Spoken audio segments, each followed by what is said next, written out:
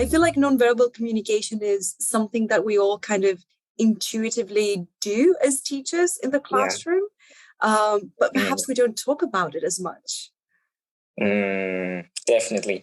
Look, the thing with nonverbal communication is that, like you said, it's really like these unconscious things that we do, whether it's our facial expression or the things we do with our hands, or even what you do with your voice as well, right? Yes, it's nonverbal, but just how you shape certain things, right, can actually change completely the communication that goes on in the lesson. So, yeah, it's one aspect that is really important. And yeah, we should stop underestimating it.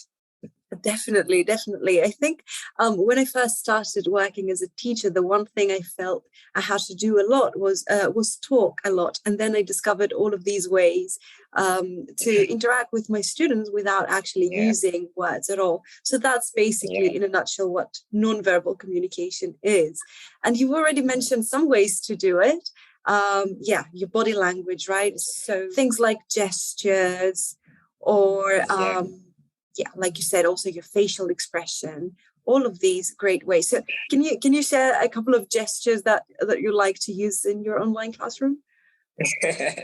Okay, sure, no problem, no problem. So, I use my hands a lot in class, right? And a few of the things that I like to do would be to model certain, speech phrasing or speech pacing through what I do with my hands. So, if, for example, I'm telling someone to maybe slow down, I'll usually start from up here, bring my hands down, and say, try and slow down your speaking pace, especially if you're in a job interview and you want the interviewer to understand everything you're saying.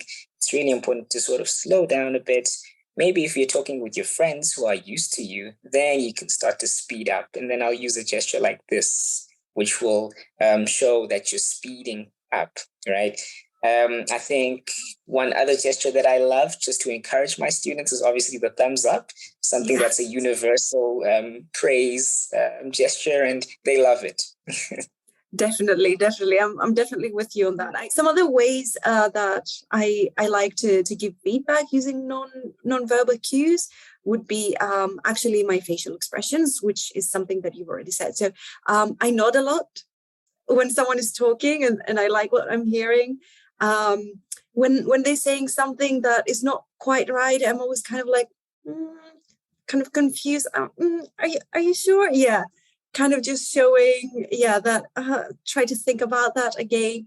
Yeah, I mean, just adding to facial expressions, I think it's just always so important to maintain a smile throughout the lesson, right? Right. There's nothing worse than stepping into class and the person just has, this bland facial expression throughout the Yes. lesson. It just makes the lesson drag on longer and longer and longer, and you just feel like, whoa, okay.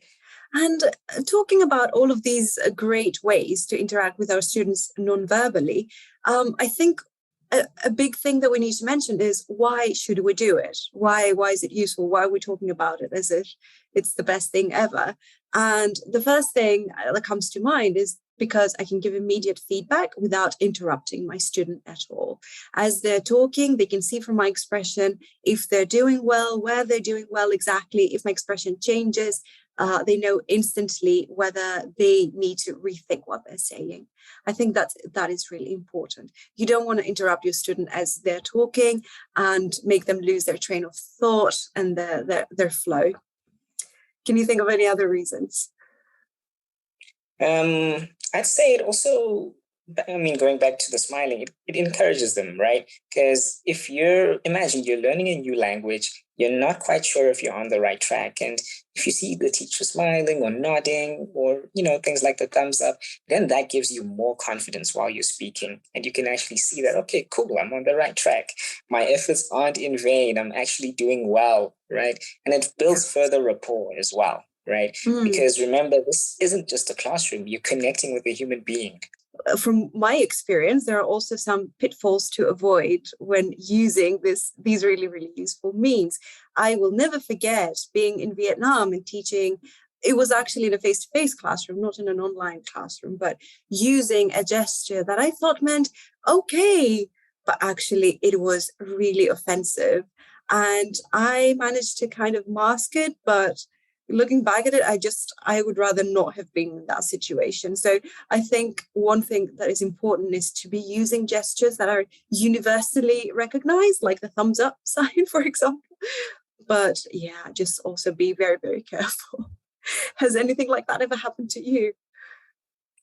Yeah, I mean, just the simplest thing of I remember I was having a conversation. I think it was a group lesson actually, and the topic of the lesson was giving directions, right? Uh-huh. And naturally, when you're giving directions, you've got to be pointing at things, right? And in other cultures, it's actually insensitive or rude to point at someone, right? Right. So I realized by the time I'd done it, some of the students weren't quite comfortable, right? And I think actually one of them spoke up and said, "Sorry, teacher, do you mind not doing that?" Then I was like, "Oops, okay, Oops, sorry." yeah. Yeah, so it's those little things. Yeah, it happens to all of us, I think. Oh, well, Awesome. it's been a Okay. really fun conversation. Now you've gotten me thinking as well. The next time I teach, then, whoa, okay, bro, just watch your gestures a bit.